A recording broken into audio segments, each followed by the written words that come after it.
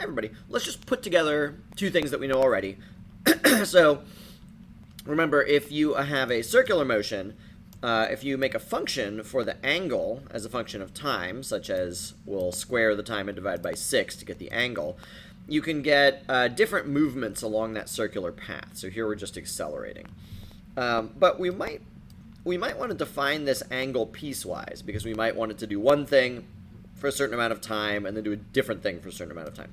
So let's put together piecewise defined functions with this composed function for angle.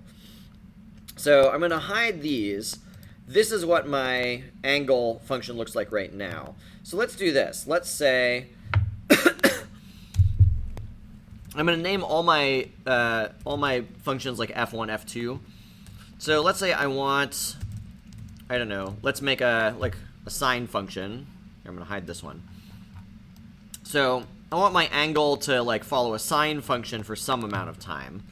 And then I want it to just be constant for some amount of time. So let's say f2 of t equals just 6. And then let's say f3 of t is going to be 6 sine.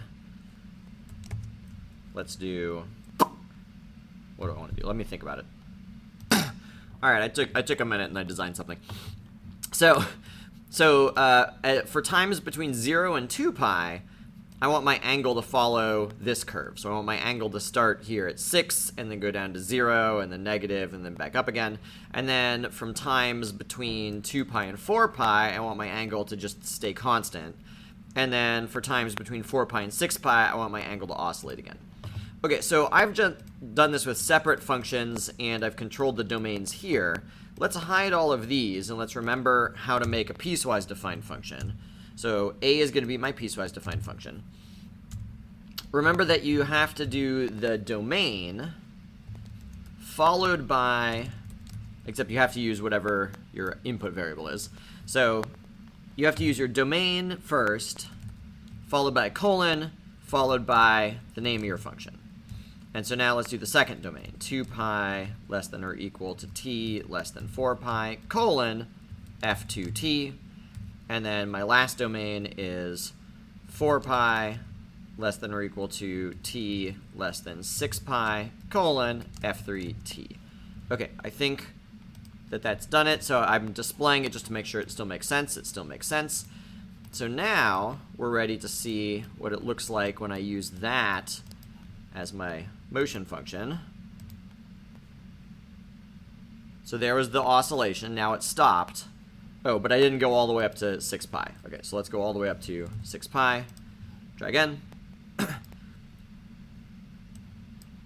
So we start off with the oscillation, then the stopping, then the faster oscillation. The faster oscillation was too fast. Anyway, you could experiment around with that.